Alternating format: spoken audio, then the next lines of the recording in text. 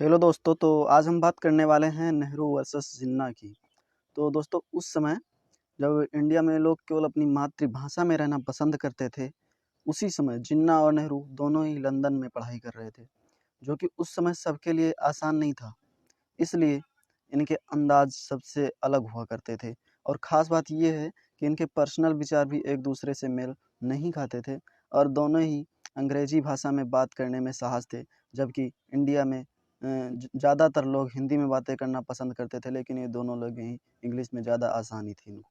तो दोस्तों, नेहरू नास्तिक कहे जाते हैं क्योंकि उन्हें ईश्वर में विश्वास नहीं था और जिन्ना भी पूरी तरह नास्तिक तो नहीं थे, पर वो भी रात में ड्रिंक्स लिया करते थे, जो कि इस्लाम में हराम माना जाता है और इसी वजह से कुछ लोग इन्हें भी ईश्वर पर विश्वास ना करने वाला कहते हैं। इसलिए इन्हें पूरी तरह नास्तिक तो नहीं कहते हैं, फिर भी इन्हें ऐसा माना जाता है। ये आदत इन्हें लंदन से लगी थी दोस्तों, क्योंकि जब लंदन में पढ़ाई कर रहे थे उस समय वहाँ पर ना ये सब एकदम नॉर्मल चीज़ें मानी जाती थी और ये सब हमेशा चलता रहता था और दोनों के अंदाज़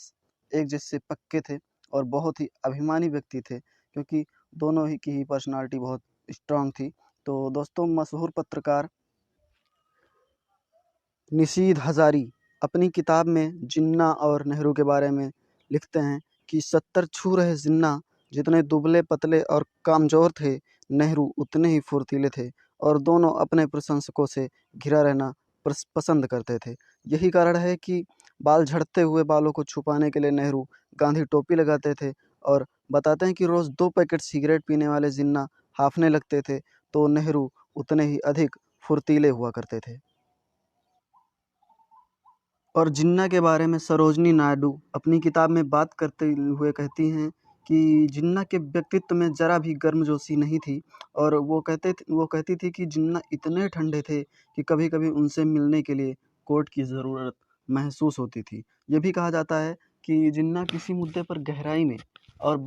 देर तक बात करना पसंद करते थे, उसके हर पहलू पहलू को समझना पसंद करते थे, जबकि नेहरू इस विचारधारा के विरुद्ध थे और उन्हें ज़्यादा देर पसंद नहीं था। जिन्ना ने एक बार नेहरू के बारे में कहा था कि इस जीवन में कुछ भी ऐसा नहीं है जो हमें जोड़ सके। मतलब वो अपने और नेहरू के बारे में बात करते हुए कहते हैं कि हमें जोड़ने के लिए कोई भी चीज़ यहाँ पे है नहीं और हमारे नाम, हमारे कपड़े, हमारे हमारे यहाँ तक कि हमारे सोच भी भिन्न हैं और एक दूसरे को चुनौती देते हुए पाए जाते हैं।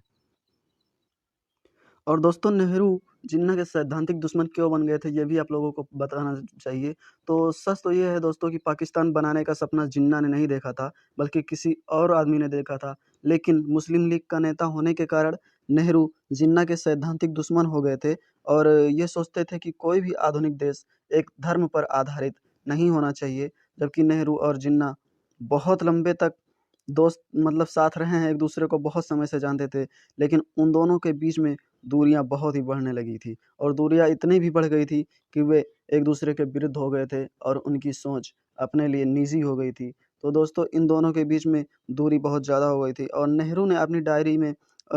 डायरी में लिखा है कि जिन्ना के अंदर एक सभ्य आदमी के दिमाग का अभाव था। मतलब वो एक सभ्य आदमी नहीं थे,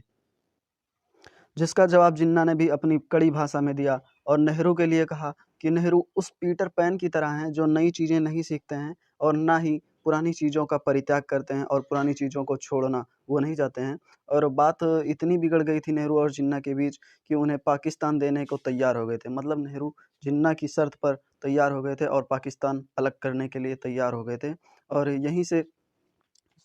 और उनका सोचना ये था कि अगर पाकिस्तान अलग हो जाएगा, मतलब जिन्ना को दे दिया जाएगा, तो जिन्ना भारत छोटा सा जो भारत बचेगा उसके विकास में कोई रोड़ा नहीं अटकाएंगे। इसलिए उन्होंने भारत और पाकिस्तान का विभाजन करना ही सही समझा और उधर जिन्ना भी पाकिस्तान को अलग करने के लिए इतने आतुर थे कि उन्हें माचिस की डिब्बी के बराबर पाकिस्तान भी कबूल था और उनका सोचना था कि अगर सिखों को मुस्लिम लीग से जोड़ लिया जाएगा तो पाकिस्तान दिल्ली तक पहुंच सकता है, मतलब पाकिस्तान बहुत बड़ा होगा और इसीलिए वो पाकिस्तान को अलग करना चाहते थे। और दोस्तों, यहीं से पाकिस्तान और भारत विभाजन की असली शुरुआत हुई थी और 1947 आते-आते लगभग सारे फैसले ले लिए गए थे और दोनों पक्षों के सहमत होने के बाद विभाजन हो गया और दोनों अलग-अलग